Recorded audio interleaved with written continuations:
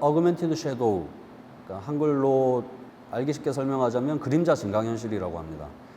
이 그림자 증강현실이라는 것은 현실의 환경이 있으면 여기에 가상의 이미지를 더 씌우는 것이 증강현실인데, 저는 여기서 주로 그림자를 많이 활용한 그림자의 모습을 더 씌우는 방식으로, 그렇게 하려면은 빛의 위치를 찾아서 그 각도에 맞게 그림자와 명암을 만드는 방법을 써야 되는데, 그렇게 하기 위해서 그 관객이 들고 움직일 수 있는 조명장치가 있고요. 그 조명장치의 위치를 찾아내서 그에 맞는 그림자와 명암의 방향을 찾아내고 그것을 현실에 있어야 될 그 그림자의 위치에 매핑시키는 것, 그게 이 작업의 핵심입니다.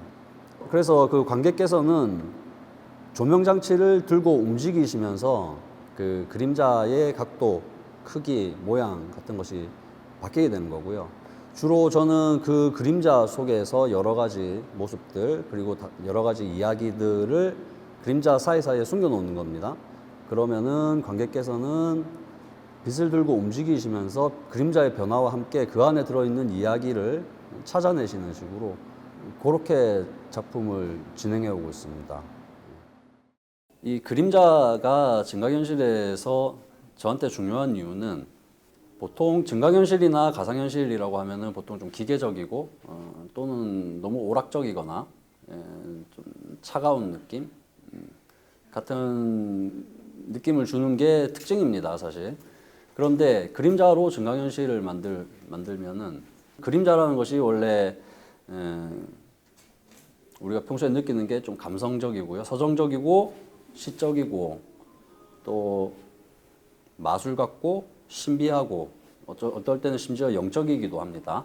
증강현실이나 가상현실에서 우리가 느끼는 것도 약간 비슷한데 신기하고 마술 같고 현실과 가상의 경계에 있기도 하고요. 그림자를 증강현실에 사용을 하니 효과가 좋기도 하고 재미있기도 하고 여러 가지를 해볼 수 있었고 여러 가지를 발전시켜 나갈 수 있었고, 그리고 한편으로는 예술적인 부분뿐만 아니라 기술도 점점 발전이 되고 기술이 개발이 되면서 제가 표현할 수 있는 것도 늘어나고, 이 작업이 저의 이제 대표작이 된 것이고요. 요거를 제가 연작으로 해서 진행을 해오고 있습니다.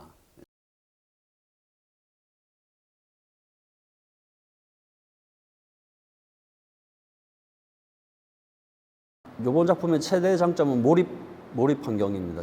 내가 여기에 이 가상 공간에 진짜로 들어가 있는 것처럼 느끼게 되는 것이었는데, 이 작품의 이 이야기의 등장인물과 관객이 이 전시장의 무대 위 이 가상 공간 안에서 실제로 만나는 것 같은 느낌이 들게 할 수 있다고 생각을 했습니다. 왜냐하면 몰입 환경이니까요.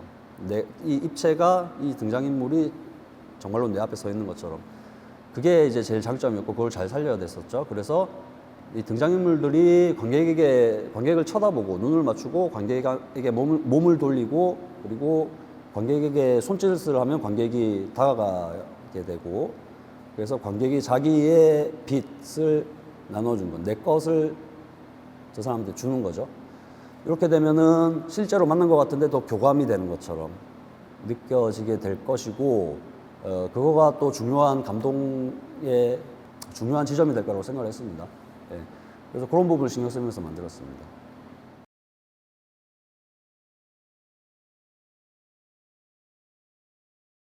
몰입을 강화하기 위해서 착시미술 기법을 썼는데요. 착시미술이라는 것은 그 평면으로 그려져 있는 이미지가 정해진 위치에 관객이 위치하게 되면 그 위치에서는 입체로 보이게, 그래서 실감이 나니까 현실적으로 보이고 그러면서 몰입을 할 수 있게 되는 그런 기법을 말합니다. 이번 작품의 특징은 관객이 움직여도 정해진 위치에 가야 되는 것이 아니라 움직이면은 그 이미지의 왜곡을 움직이는 위치에, 관객의 눈의 위치에 맞게 왜곡을 조정을 해서, 그러니까 어디로 움직이더라도 입체가 보이게 그렇게 만든 겁니다. 그렇게 하기 위한 기술을 개발했고, 거기서 더 나가서 이 착시미술 기법을 이용해서 스토리텔링을 얼마나 할 수 있느냐, 이게 그냥 단순히 착시니까 재밌네 이렇게 돼서는 안 되고 이야기와 연결이 돼야 되니까요.